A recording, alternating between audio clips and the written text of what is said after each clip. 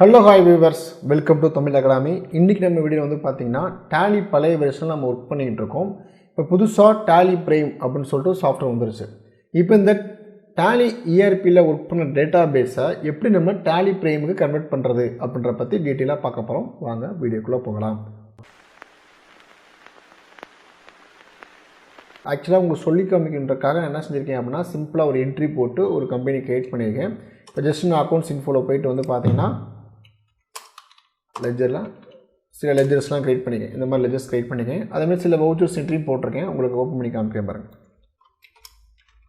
சில வவுச்சர்ஸ் என்ட்ரியும் போட்டிருக்கேன். சரிங்களா? இப்போ இதை நம்ம என்ன செய்ய போகிறோம் அப்படின்னா, இந்த டேட்டா பேஸை டேலி பிரைமுக்கு எப்படி கன்வெர்ட் பண்ணுறது அப்படின்னு பார்க்க போகிறோம்.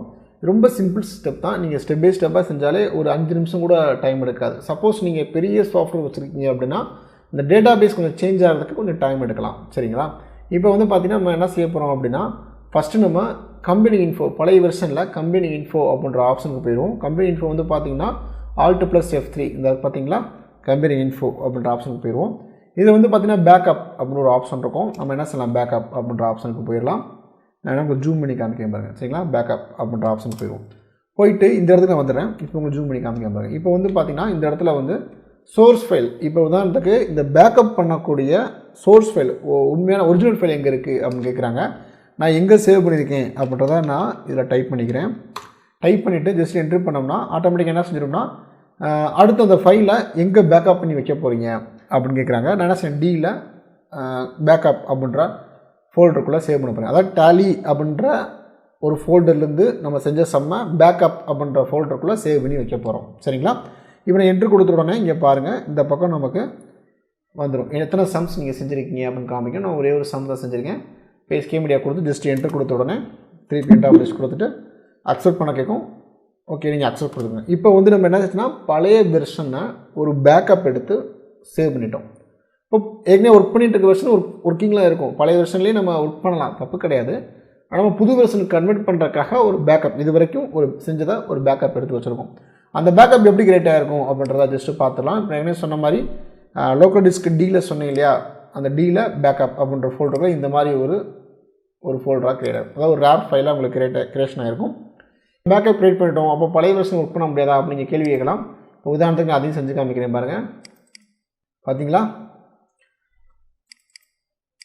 இப்போ நம்ம ஒர்க் பண்ணிகிட்டு இருக்கிறதும் டிஃபால்ட்டாக அப்படியே இருக்கணும். நம்ம ஒர்க் பண்ணிகிட்டே இருக்கலாம், பேக்கப்பும் எடுத்து வச்சுக்கலாம். ஆனால் பேக்கப் எடுத்ததுக்கப்புறம் திரும்பி ஒர்க் பண்ணாதீங்க, உங்களுக்கு தேவையில்லாத குழப்பங்களை உருவாக்கும். ஓகே, இப்போ நம்ம அடுத்து என்ன செய்யணும்னா டேலி பிரைம் ஓப்பன் பண்ணிக்கலாம்.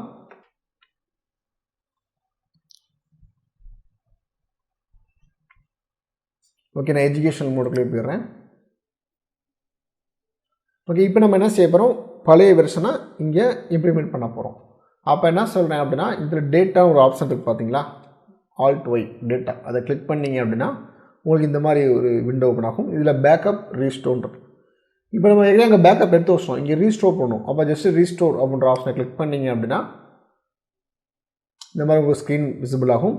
இதில் வந்து நம்ம எங்கேருந்து எடுக்கணும், இப்போ உதாரணத்துக்கு வந்து பார்த்திங்கன்னா நீங்கள் சேவ் பண்ணுறதுலாம் கரெக்டாக காமிக்கல அப்படின்னா செலக்ட் ஃப்ரம் ட்ரைவ் அப்படின்ற ஆப்ஷனை கிளிக் பண்ணிவிட்டு உங்களுக்கு எந்த ட்ரைவை நீங்கள் சேவ் பண்ணியிருக்கீங்களோ, இப்போ இந்த செலக்ட் ட்ரைவ் அப்படின்றது புதுசாக இப்போ இம்ப்ளிமெண்ட் பண்ணியிருக்காங்க டேலி பிரைமில். இதுக்கு முன்னாடி உள்ள வெர்ஷன்லாம் அப்படிலாம் கிடையாது, நம்ம டீட்டெயிலாக டைப் பண்ணணும். இப்போ இந்த மாதிரி ஆப்ஷன்லாம் கொடுத்துருக்காங்க. இப்போ வந்து பார்த்திங்கன்னா டி ட்ரைவில் நான் கொடுத்துருக்கேன். அப்போ டி ட்ரைவில் இருக்க எல்லா ஃபோல்டருமே நமக்கு விசிபிளாக காமிக்குது.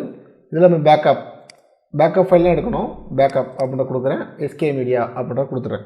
கொடுத்துட்டு ஜஸ்ட் என்டர் பண்ண உடனே திருப்பி எண்ட் ஆஃப் லிஸ்ட்டுக்கு போயிடுச்சு. என்டர் கொடுத்த உடனே ஜஸ்ட் எஸ் கேட்குது, என்டர் பண்ணிட்டேன். இப்போ நம்ம என்ன செஞ்சிட்டோம், க்ரியேட் பண்ணிட்டோம். சரிங்களா? இப்போ வந்து புதுசாக நம்ம அதை பேக்கப்பாக இங்கே கொண்டு வந்துட்டோம். இப்போ இந்த எஸ்கே மீடியாவை இந்த டேலி பிரைம் எப்படி ஓப்பன் பண்ணுறது அப்படின்னு பார்க்கலாம். இப்போ நம்ம ஆட்டோமேட்டிக்காகவே வந்துடும். எப்படி வரும்னா, இது நம்ம எங்கே சேவ் பண்ணியிருக்கோம், அதாவது யூசரில் பப்ளிக்கில் டேலி பிரைம் டேட்டாவில் டிஃபால்ட்டாக சேவ் ஆகிருக்கு, அந்த பாத்தில் இந்த இது இருக்குது. சரிங்களா? நம்ம என்ன ஜஸ்ட் ஒரு கிளிக் பண்ணி ஓப்பன் பண்ணாலே வந்துடும். இப்போ நம்ம பழைய சாஃப்ட்வேர்லேருந்து புது சாஃப்ட்வேர் கன்வெர்ட் ஆகிட்டோம். இப்போ எங்கே நாங்கள் க்ரியேட் பண்ண என்ட்ரிஸ்லாம் கரெக்டாக வந்திருக்குமா அப்படின்னா செக் பண்ணி பார்த்துலாம். ஆல்டரில் போயிட்டு லெஜரில் போனோம்னா நம்ம க்ரியேட் பண்ண லெஜர் ஃபுல்லாக விசிபிளாக காமிக்குது. ஓகே, அடுத்து வவுச்சர்ஸ் ஆகியிருக்கா அப்படின்னு பார்த்துடலாம். டிஸ்பிளேயில் டே புக்கில் போயிட்டு நம்ம க்ரியேட் பண்ண என்ட்ரிஸ் ஃபுல்லாக கரெக்டாக காமிக்குதா அப்படின்னு செக் பண்ணி கரெக்டாக தான் காமிக்குது, எந்த ஒரு நெகட்டிவ் தாட்டும் இல்லை. ஓகேங்களா? ஸோ சிம்பிளுங்க. நீங்கள் வந்து ஒரு டேட்டா பேஸை பழைய டேட்டா பேஸில் புது டேட்டா பேஸை கன்வெர்ட் பண்ணும்போது இப்போ நான் சும்மா சிம்பிளாக ஒரு 5 என்ட்ரி போட்டனால ஒரு ஃப்ராக்ஷன் ஆஃப் செகண்டில் முடிஞ்சிருச்சு. சப்போஸ் நீங்கள் வந்து ஒரு 1 இயராக மெயின்டைன் பண்ணிகிட்டு இருக்க அக்கௌண்ட்ஸ் எல்லாம் ஃபீச் ஒரு 10 or 20 நிமிட்ஸ் கூட டைம் எடுக்கலாம் அந்த டேட்டா பேஸ் கன்வர்ஷன் ஆகுது. அதுக்காக நீங்கள் சிஸ்டம் ஸ்லோ ஆகுது அப்படின்னு எதுவும் நினைக்க வேண்டாம். பேக்கப் எடுத்து வச்சுட்டு ரீஸ்டோர் பண்ணுங்கள், அதுதான் சிறந்தது. இந்த வீடியோ பிடிச்சிருந்தால் லைக் பண்ணுங்கள், ஷேர் பண்ணுங்கள். உங்களுடைய மேலான கருத்துக்களை கண்டிப்பாக கமெண்ட் பண்ணுங்கள். இது மாதிரி என்னுடைய சந்திக்கலாம். தேங்க்யூ.